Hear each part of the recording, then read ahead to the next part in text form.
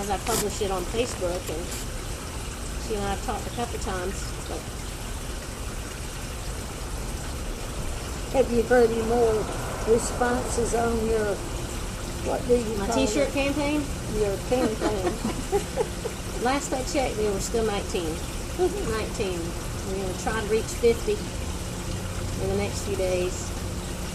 Maybe Ashley could put another reminder on She Facebook. put something on her computer that said, what else? Free Stella Cole! Free Stella Cole.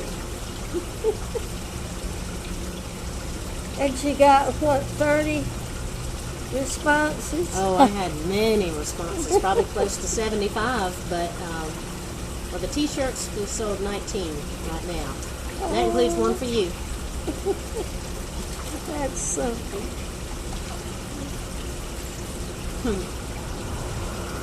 Even the nurse over on the other I side of wish I Kershaw, the hospital. Initiate something like this to wake up a few of these dumbasses all around here, if you'll excuse the expression.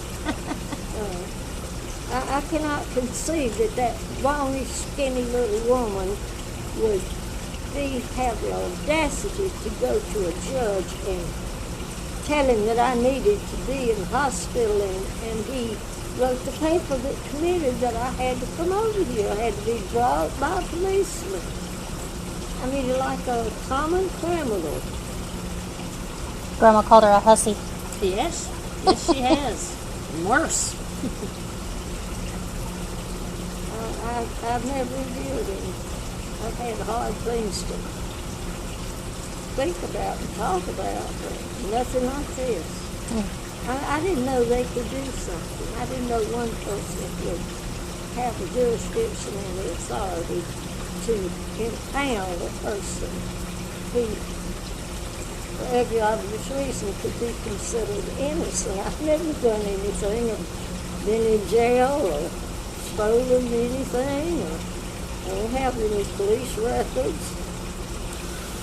They resent that you can live by yourself and not a state of the ward of the state or something like that. Well, when we go to that hearing on November 4th, we're going to tell them such. I can't believe that it'll be, what, 3 weeks? 2 weeks from Monday. And the horrible thing is, I'm going to have to stay in this hospital until, what, will they just come and get me and take me to court? Yes, ma'am. November 4th. On that day, they'll take me to a court hearing. I assume it's the courthouse that we have to go to, but I don't know. It makes me sick every time I think about it. And I never had anything like that. I never came when we called in the police or Right. anything. I wish I had. Maybe I'd be a little bit more able to take care of it. Well, you have a lot of people who are supporting you because many people are outraged that a person has done nothing wrong, is of sound mind. Yeah, you have a wound on your leg, but you have been treating it. But someone has determined that their standard of life ought to be applied to you, and you shouldn't have the right to make your own decisions, and I think that's wrong, and many of us think that's wrong.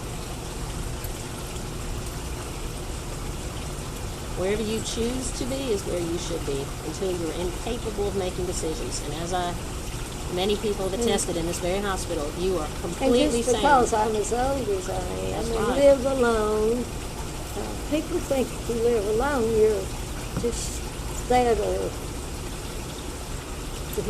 whatever happens to you when you get old and can't do anything, that's what they think is going to happen. They don't realize that a person can attend to their business, pay their bills, shop for food, take care of clothes, have animals. They don't realize you can do many things. You do more worthwhile things than somebody of an early age that doesn't know what to do and when.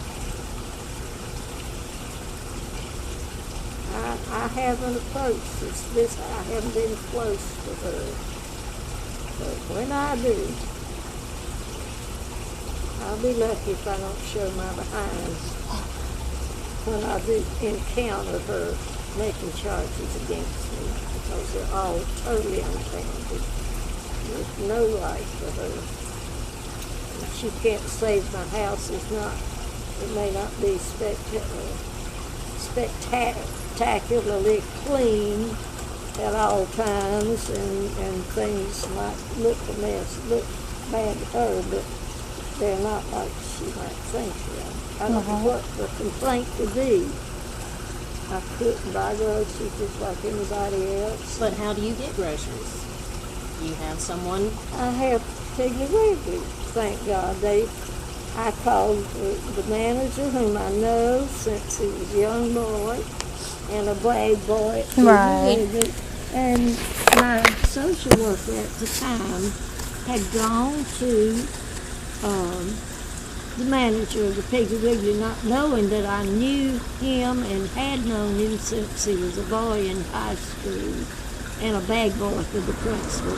She explained that she was going to be moved, and she was going to get married, and they were going to move. They were going to be in Orangeburg, and she explained my circumstances, that I couldn't walk without assistance, and that I had these lesions on my leg that hindered my health, and would they please accept a list of groceries that I needed, and let someone come by and get a list and fill it and bring it to my home.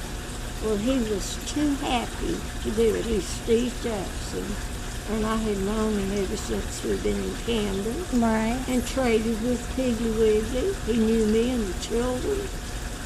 And he said, till this day, they come every Tuesday, every 2 weeks, and get my list and take it to the store. And one of the little girls is one of the head cashiers, and her husband is the assistant manager. Her mother lives on the corner about 4 houses below me. Dottie comes to see her mother on the way to work. Dottie lives out in the boondocks, out going out of Camden, like out in the country. And she comes by to see her mother, which is 4 houses from me, in the mornings. And she comes 3 doors up and picks up a list of groceries for me.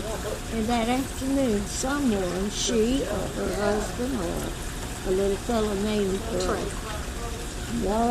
Trey, one of them comes and brings my groceries, and they even put my stuff up. Sometimes I'll say, no, you don't, I know you're busy, but you don't have to do that all. Oh, we'll take care of it now. You go and sit down. We put them up, they put my groceries out. And if they have to throw out something, they throw it out. If I need garbage moved, they take it and put it out to the garbage can.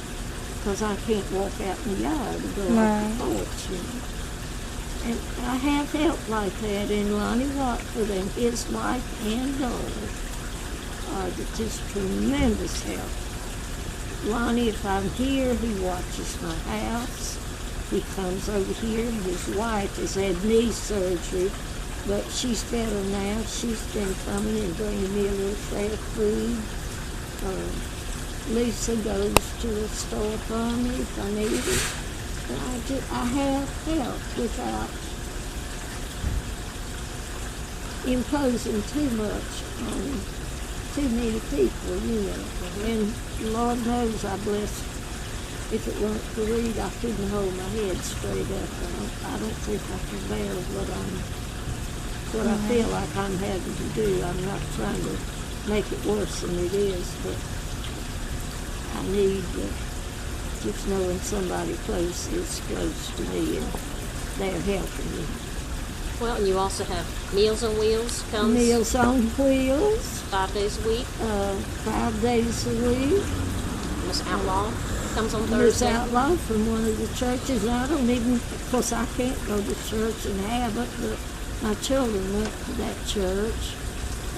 when they were home, and they have a Thursday bag lunch program. They bring you a bag with a big carton of some kind of soup that they make at the church, a big chunk of cornbread, a cup of fruit, a salad, and a dessert.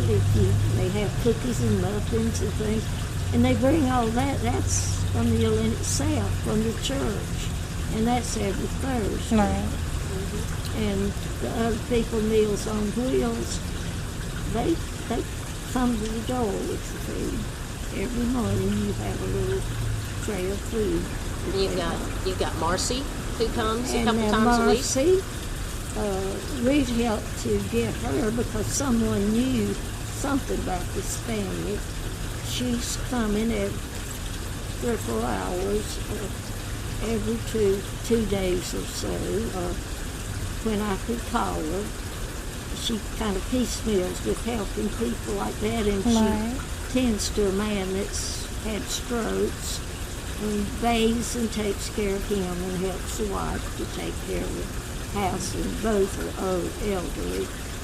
She comes and gives me 2 or 3 hours a week just to do whatever I ask her to do, and that's mainly to keep Grace's litter box clean, to put up clothes after I folded them. I could handle that.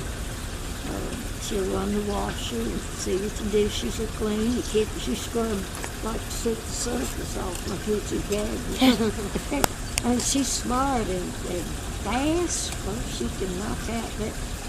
She'd come in there and my kitchen looked like a new place when she left. And she come in the next day and going to start again. I was afraid I'd have to retrain. But she's real pleasant and nice. And just helpful beyond words.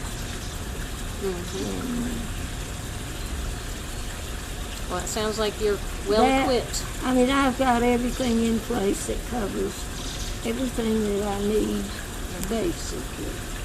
I mean, there's nothing extravagant about it, but the things that I cannot do, I have someone in place that I contacted personally myself, knowing that I need it. I have tried to put things in place, and I take care of the expense of it, and I'm thankful to have it, but people can't understand that. Nope, they don't And understand. as far as neighbors, I have none other than Mr. Walker. Pauline and Watford, and they, Lonnie is a minister, has a church in a little nearby town, Bethune. Pauline is his wife, and she's had 2 surgeries on her kneecap. Had to have a kneecap replaced. Right. And she couldn't walk for a while, but she's gotten so she can walk, and now she comes down to my house. He fishes, and they bring me loads of fish. And that's, I don't like fish. I can't stand little brim swimming around in the river and him confiscating them. I just can't stand that. I can't eat them when he brings it. I give them to see if Gracie will eat them. She won't accept them either. But he is wonderful. Now, when Colleen couldn't walk, when I've been sick and in the hospital before, I was with Charleston for some reason, Lonnie and his daughter have keys to my house, and they can come if I have to leave Gracie, which I do have to. Lonnie comes down there, or his daughter, and they see that Gracie's fed and watered, everything. So, I mean, I put in place everything without causing anybody a great amount of trouble, you know. And what else can you do? Unless you just want to go sit down somewhere and die. Right.